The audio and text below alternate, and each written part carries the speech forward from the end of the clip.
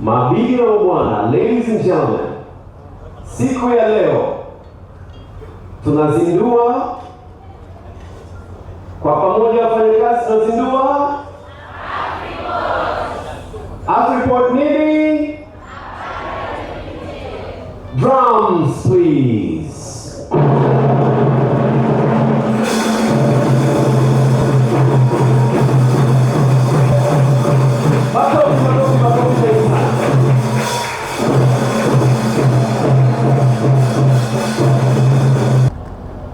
Ufunguzi wa kiwanda hiki kama tulikuwa tumezungumza ni ushahidi mwingine kwamba Tanzania inaendelea kuthibitisha kwa dunia kwamba ni eneo tulivu, eneo zuri kwa wawekezaji kutoka pande zote za dunia kuja kuwekeza.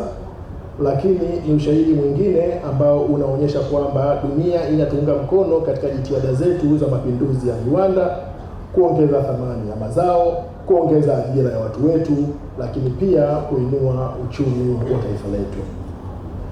Tumezungumzia imani ya dunia kwa Tanzania kwa ufunguzi wa kiwanda hiki, inaonyesha kwamba sera zetu za uwekezaji lakini uchumi mkubwa zinakubalika, lakini maono yetu kuhusiana na dira ya Tanzania ya 2020-2050 inaanza kupata na inaendelea kupata mwitikio wa kuvutia wawekezaji katika maeneo ya uzalishaji wa bidhaa kwa ajili ya soko la nje, lakini pia soko la ndani na ukanda wa Afrika kwa ujumla pamoja na dunia.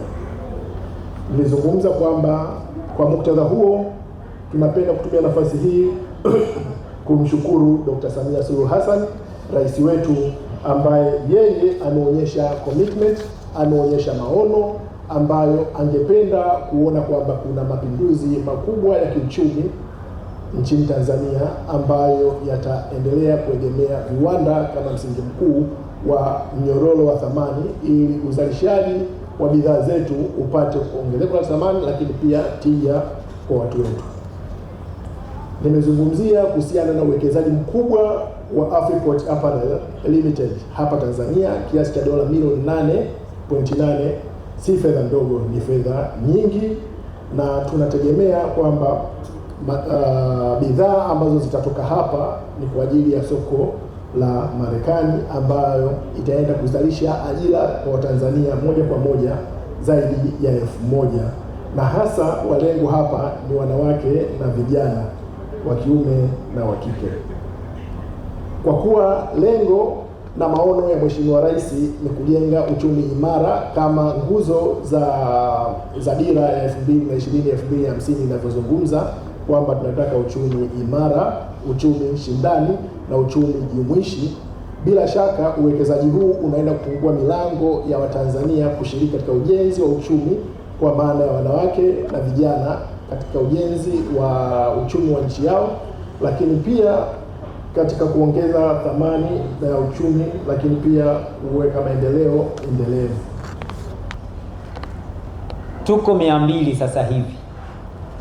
Tusipofanya kazi kwa bidii na uaminifu, maana yake ni kwamba kampuni haitaweza kufikia malengo ya kuajiri watu wengine 1000 ambao watapata nafasi kama ya kwenu, na huo utakuwa ni ubinafsi, kwa sababu wewe umeshapata kazi lakini hautengenezi mazingira ya mwenzako na yeye aweze kuajiriwa.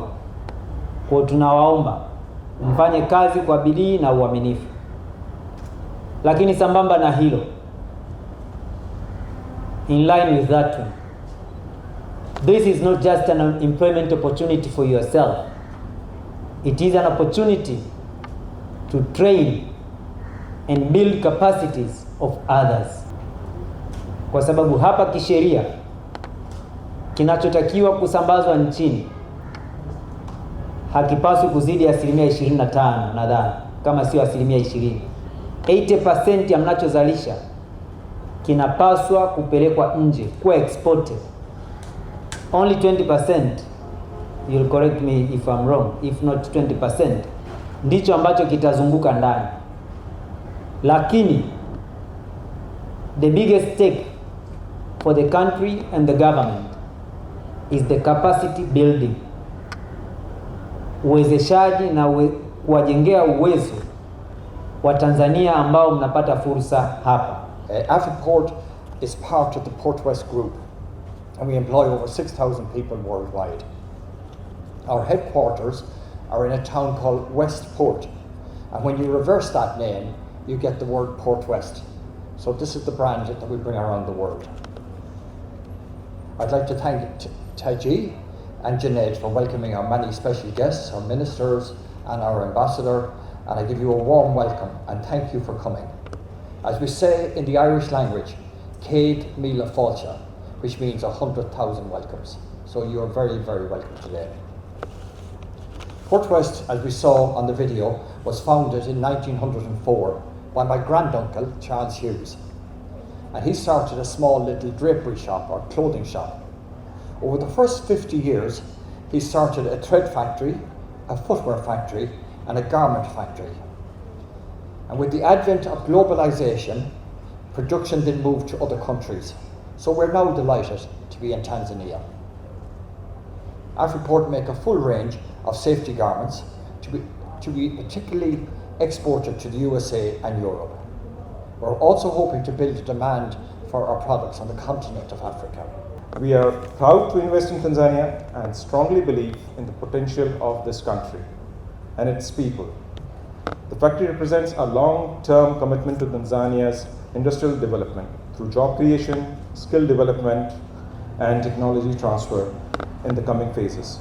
We plan to create more than 1,000 employment opportunities for the local Tanzanians.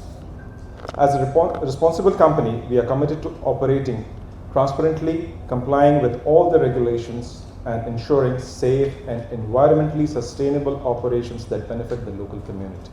I would like to sincerely thank to our team members and workers whose dedication and hard work has made this possible and a vision becomes a reality.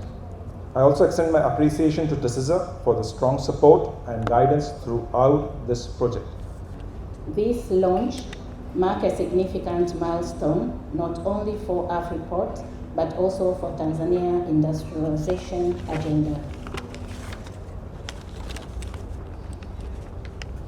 Honorable Deputy Minister, the establishment of this factory at the Benjamin Mkapa Special Economic Zone in Dar es Salaam is a clear demonstration of the confidence in Tanzania investment climate, our special economic zone, but also our workforce.